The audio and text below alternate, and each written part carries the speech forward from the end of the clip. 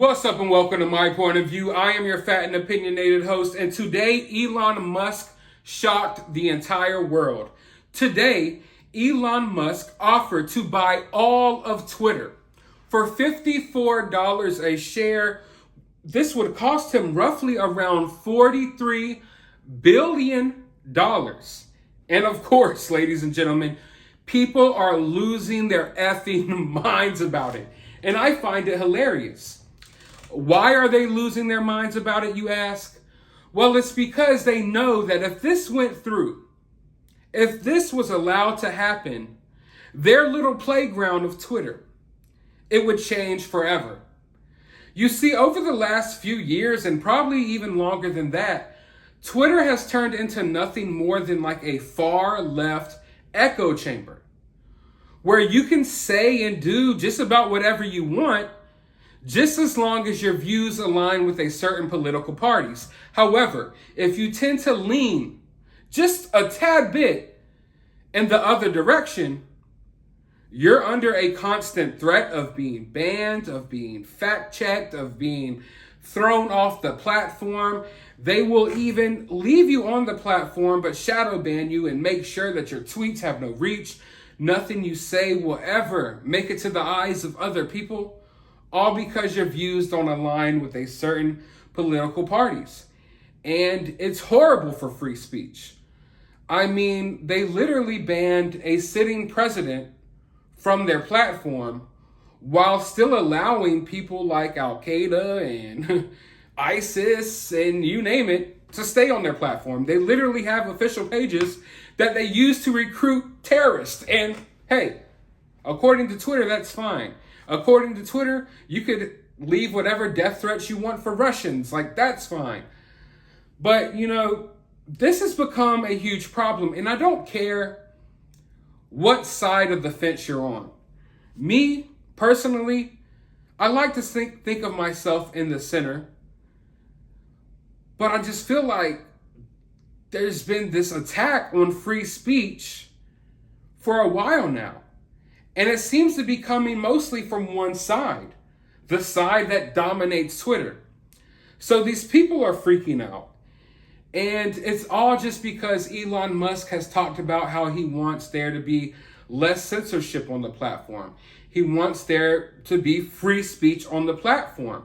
And like I just stated, I think that's very important, that regardless of what side you're on and how you view things, that it's important to have a space where people can freely say what they want. You know, free speech is so important.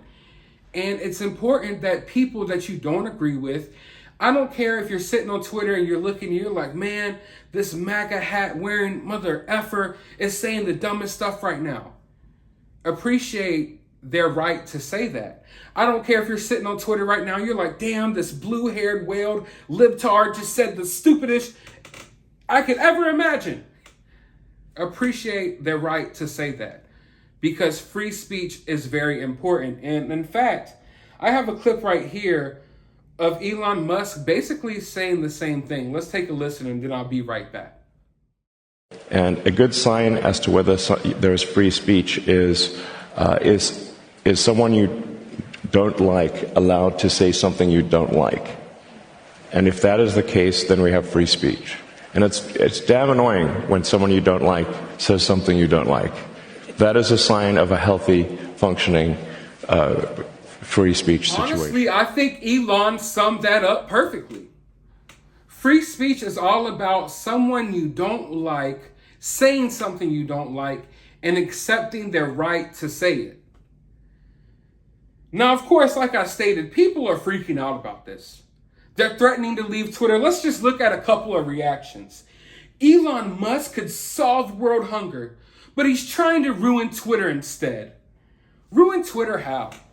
Ruin Twitter how? By allowing people with conflicting views, by allowing people who don't have their pronouns in their bio to actually have a voice on Twitter. Is that how he's ruining Twitter? You would think that this guy literally stated that he wants to come in here and just nuke the platform from the face of the earth, the way these people are freaking acting. But literally all he stated is that he wants there to be free speech and less censorship towards people who may not have the same views as most of the board of directors of Twitter, as most of the people running Twitter, as most of the people running this world, maybe even, you could say. So I don't see how he's about to ruin Twitter. I don't see how making sure the platform is more about free speech is ruining Twitter. But hey, you know, this goes to show how these people think. They think allowing people with opposing views to speak is bad. They think that me making this video right now is horrible. In their eyes, I should be thrown in Guantanamo Bay and locked up for the rest of my life, never to be seen again, just because I may be saying something that they don't agree with or they don't like.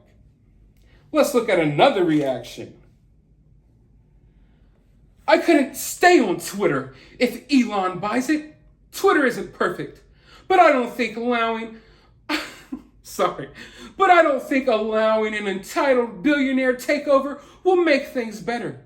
He's sympathetic to many things I find repugnant and wrong. I'd be gone. Oh my God. So you don't think it's cool for an entitled billionaire to own a social media platform or a media platform? It's almost as if Twitter wasn't already owned by a billionaire. It's almost as if every social media site isn't basically owned by a billionaire, at least the more prominent ones. It's almost as if all of these people don't exist. Jeff Bezos doesn't exist. All of these other billionaires that will spew out the same BS as her are fine in her book, but because Elon is sympathetic to things that she finds repugnant and wrong, he needs to be out of there. And let's be clear, what is Elon sympathetic to that she finds repugnant? Free speech. Allowing people who aren't far left to say what they want on Twitter.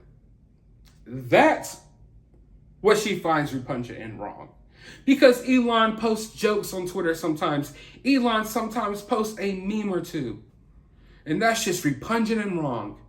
Oh my God, you would think it's the end of the freaking world for these people. And she says she's going to be gone. Good riddance. The moment, here's another one. Sorry, I'm just rolling right into these things. The moment Elon Musk buys Twitter, I will leave. I hope others do the same and drive down its stock. No company should provide a platform for hate and racism. Bye, Felicia. Bye. Don't let the door hit you where the good Lord split you.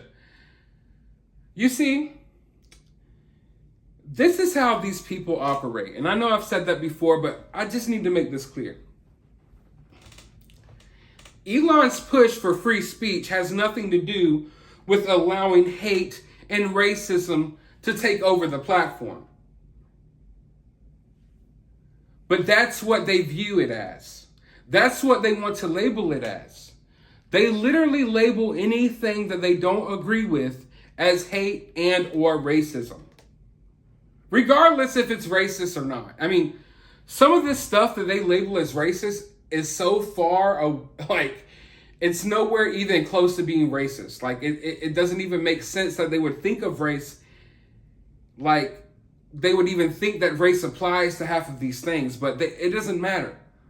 It doesn't matter. Literally, if you didn't vote for someone who was white, and instead you voted for a different white person, you're racist. Like, that's the way these people think. It's literally just so incredibly stupid. But I mean, I'm glad that these people are showing their true colors, even though they've been showing their true colors for a while now. But it's just funny to me to see the meltdown happening. These people are totally freaking out about a stupid social media platform. I hate Twitter. I despise Twitter. I try not to be on there too much. But Twitter is a good source for news. Twitter is, I guess it's one of the more prominent social media platforms where celebrities and politicians are, you know? So it's an important platform. It's very clear that politicians use these platforms for, basically promoting themselves and different things of that nature. So I can understand why Twitter is important in this day and age. It's like the virtual town square where people can go and voice what they want to voice. And theoretically speaking, it can reach the eyes of anyone in the world who is on Twitter. When you're on Facebook and you say something or you drop an opinion, it's being shared between you and your Facebook friends. When you go and say something on Twitter, it's the public square that anyone on Twitter, if you don't make your account private, has access to seeing what you have to say. And I feel like that's important for everyone on all sides. In no way, shape, or form do I want Twitter to turn to another echo chamber for a different side. That's never what I want. I just want people to have the right to say whatever they want on any social media platform. Of course, not maybe threatening to hurt someone and things of that nature, but for the most part, I am a free speech absolutist for the most part, although I do think there are some things that we can take into consideration when discussing that.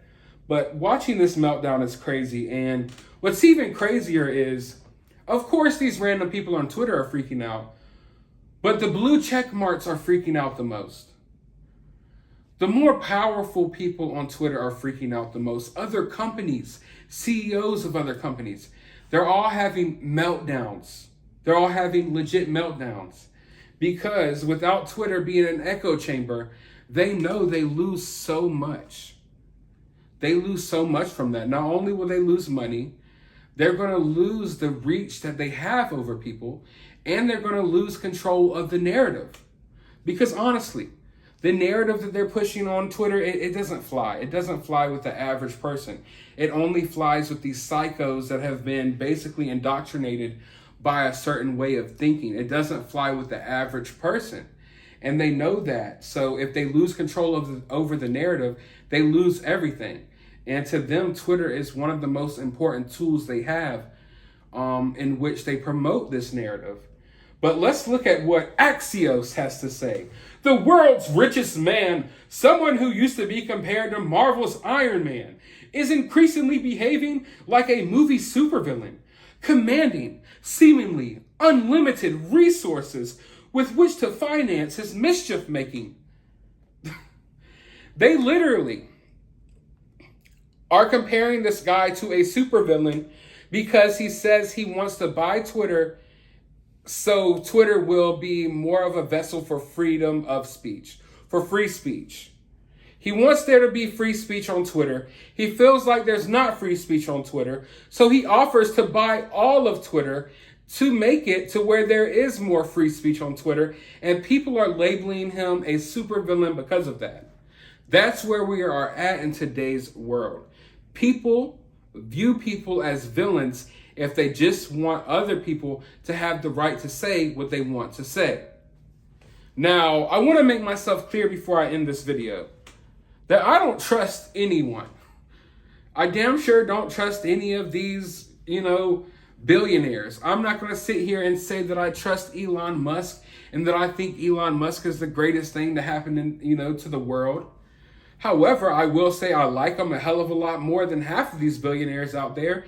And the fact that we have someone who is so powerful speaking out for the freedom of speech, I think is a good thing. Hopefully he really means it. Hopefully this isn't just him trolling around. Hopefully he doesn't, buy the platform and turn it into an echo chamber of all of his beliefs. And I don't think that will be the case, but, I will keep an eye on things like that as well. I'm not just totally blind to that being a possibility. I don't blindly follow anyone, and I'm damn sure not going to blindly follow Elon Musk, although I do think him buying Twitter will be a good thing, because at the end of the day, who owns Twitter now? But a bunch of sick, weird billionaires, so might as well allow Elon to buy Twitter, and let's just see how it goes. If worst comes to worst, Twitter is gone, and who even gives a damn? Because if at the end of the day, all Twitter is doing right now is dividing all of us further. But I want to know your thoughts about all of this down in the comments below. While you're down there, hit that thumbs up button, hit that subscribe button, ring that notification bell. And as always, remember to remain opinionated.